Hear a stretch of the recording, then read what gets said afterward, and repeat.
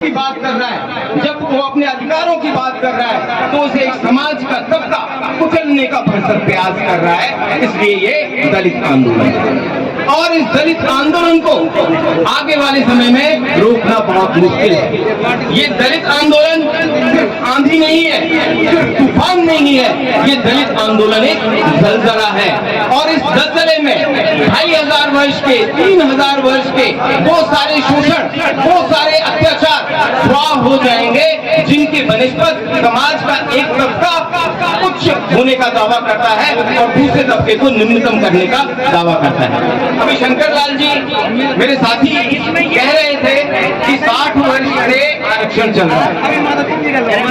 मैं कहना चाहूंगा आरक्षण नहीं चल रहा, हिस्सेदारी चल रही है, हिस्सेदारी। और वो हिस्सेदारी भी अन्याय और अत्याचार के कारण पूरी हमें हिस्सेदारी नहीं मिली है। अभी तो हमने आरक्षण की बात ही नहीं की, चाहे वो केंद्रीय सेवाएं हो, चाहे वो राज्य की सेवाएं हो। 3 से 7% तक एससी और एसटी का उसमें पार्टिसिपेशन है, जबकि होना कितना चाहिए था, कितना होना चाहिए था, 25 से 27% होना चाहिए था। 75 वर्ष का आरक्षण, जिसे आप आरक्षण कह रहे हो, हम जिसे हिस्सेदारी कह रहे हैं, वो होना चाहिए था 25 से 26% तक, मोटा मोटी रूप में 49% तक यदि ओबीसी को भी इंक्लूड कर लें। और हिस्सेदारी हमारी है कितनी, 6 से 7% तक, और अगर ओबीसी को भी इसमें इंक्लूड कर लें तो 18%। ये कैसा आरक्षण है? पहले तो आप हमें हमारी हिस्सेदारी दीजिए, हिस्सेदारी जब हमें मिल जाएगी तब हम बात करेंगे आरक्षण की, क्योंकि जो हमारा हिस्सा है वो तुम्हारी दया नहीं हो सकती। हमारा जो हिस्सा है वो हिस्सा हमें दो। आरक्षण आज से 10 वर्ष बाद हम मांगेंगे जब हमारा हिस्सा पूरा हो जाएगा, और वो आरक्षण अगले 100 वर्ष तक फिर चलेगा। साथियों,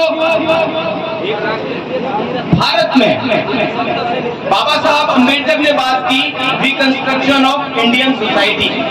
इसका सीधा सीधा मायने था एक ऐसा समाज जिसमें जाति ना हो, एक ऐसा समाज जिसमें शोषण ना हो, एक ऐसा समाज जिसमें समानता हो। परंतु इन सरकारों ने भी इस रिकंस्ट्रक्शन ऑफ इंडियन सोसाइटी की तरफ जरा भी नहीं सोचा। आप देखिए, आज भी दलित अत्याचार की घटनाओं में प्रतिवर्ष 15 से 17% की वृद्धि हो रही है। तमाम सरकारें, तमाम लोकतांत्रिक सरकारें, कांग्रेस की सरकार जो ये दावा करती है कि हम दलित हितैषी सरकार है, उन सरकारों के अंदर भी इन दलित अत्याचार की घटनाओं में किसी भी तरह की रुकावट नहीं है। ऐसा क्यों हो रहा है? ऐसा इसलिए हो रहा है कि जो सोसाइटी का एक माइंडसेट है, चाहे वो भाजपा का हो, चाहे वो कांग्रेस का हो, चाहे वो अन्य किसी सत्ताधारी दल का हो, जो माइंडसेट है उस माइंडसेट का आधार शोषणकारी मानसिकता है, उसमें कोई बदलाव नहीं आया। अगर कोई फर्क है कांग्रेस और भाजपा में, तो वो आप ये मान लीजिए कि माशा का फर्क है, बहुत थोड़ा सा फर्क है, और चिन्ना सा फर्क है। इतना फर्क है कि एक चिल्ला चिल्ला के कहता है कि हम दलित हितों के विरोधी हैं, एक दबे स्वर में पीछे से कहता है कि दलितों को जितना कुचलना है उतना कुचल लो, सामने नहीं आता। सिर्फ इतना फर्क है इन दोनों पार्टी में। इसके अलावा आप लोग ये देखिए, जब सरकार की नीतियां बनती हैं, जैसे राजस्थान सरकार की ही मैं बात करूं, अभी राजस्थान के अंदर जितनी भी दलितों को मुखातिब योजनाएं थी, उन योजनाओं का पैसा धीरे धीरे करके कम कर दिया। मैं ये बात मान सकता हूं, क्योंकि केंद्र सरकार ने अपनी जो केंद्र प्रवर्तित योजनाएं थी, मोदी ने अपनी नीतियों के अनुरूप, आरएसएस की नीतियों के अनुरूप उन पैसे में, उस बजट के खर्चे में कमी की। इसलिए राजस्थान जैसी सरकारों को, मध्य प्रदेश जैसी सरकारों को अपने बजट में कमी करनी पड़ी। परंतु जो सरकारें दलित हितैषी होने का दावा करती हैं, भले ही उन्हें केंद्र से मदद मिल रही हो, भले ही केंद्र से मदद नहीं मिल रही हो, उन्हें दलित बजट में कटौती नहीं करनी चाहिए। परंतु हो ये रहा है कि सरकारें हमारा वोट ले लेती हैं। आप ये जो वर्तमान में राजस्थान की सरकार आई है, सिर्फ और सिर्फ दलित वोटों के बल पर आई है। पूरा दलित वोट भाजपा के अत्याचारों से परेशान होकर उसने वोट दिया कांग्रेस, और उसका परिणाम क्या हुआ? दलित अत्याचार की घटनाओं में 30 से 40% तक वृद्धि होने लगी। गहलोत साहब ने कहा ये वृद्धि इसलिए हुई है क्योंकि हमने एफआईआर जो दर्ज होती है उन एफआईआर के दर्ज होने में हमने एक लिबरल रुख अपनाया है, इसलिए ये एफआईआर ज्यादा हो रही है। इसलिए जो एनसीआरपी के आंकड़े हैं वो एनसीआरपी के आंकड़े ये कह रहे हैं कि दलित अत्याचार की घटना बढ़ी है, बल्कि हुआ ये है, गहलोत साहब ये कह रहे हैं, बल्कि हुआ ये है कि सिर्फ रिपोर्टिंग ज्यादा हुई है। अगर रिपोर्टिंग ज्यादा हुई है तो आपकी सरकार में और भाजपा की सरकार में अंतर है। मैं अपने नुमाइंदों से भी पूछना चाहूंगा जो इस सरकार के हिस्सा है, जब जितेंद्र मेघवाल जैसी घटना होती है, जब इंदर मेघवाल जैसी घटना होती है, ये जो प्रतिनिधि हैं जो एससी के वोट के बल पर, एसटी के वोट के बल पर, ओबीसी के वोट के बल पर सत्ता के अंदर आते हैं, वो अपनी आवाज विधानसभा में क्यों नहीं उठाते? मैं आपको अपना व्यक्तिगत एक्सपीरियंस बता रहा हूँ। जब आप आवाज उठाते हो एक आंदोलनकारी होने के नाते, तो किसी कैबिनेट मंत्री का, किसी राज्य मंत्री का आपके पास फोन आता है कि आपको कम से कम ऐसी बात मत करो, हमें सरकार के अंदर सुनना पड़ता है। किससे सुनना पड़ता है? जो मुख्यमंत्री हैं उनसे सुनना पड़ता है, हमें गृह मंत्री से सुनना पड़ता है। मैं एक प्रश्न पूछना चाहूंगा, आप वोट लेकर किसका आए? हमारे। आवाज किसकी उठानी थी आपको? हमारी। जब विधानसभा में आप हमारी आवाज नहीं उठा सकते तो आपकी इज्जत की परवाह हम क्यों करें?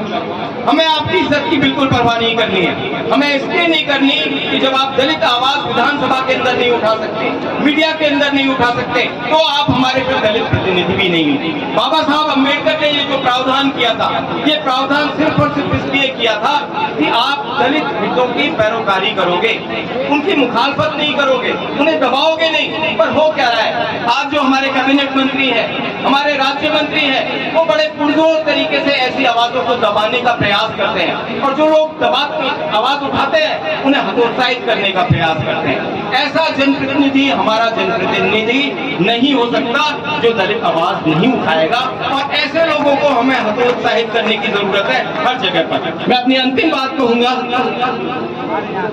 देखिए दलित आंदोलन बहुत तीव्र गति से, यदि भारत में कोई आंदोलन हो रहा है, आप देखेंगे चाहे तमिलनाडु में देखें, चाहे महाराष्ट्र में देखें, चाहे मध्य प्रदेश में देखें, बिहार में देखें, राजस्थान में देखें, दिल्ली में देखें, अगर आपको सड़कों के ऊपर दिखाई देगा तो सिर्फ दलित दिखाई देगा।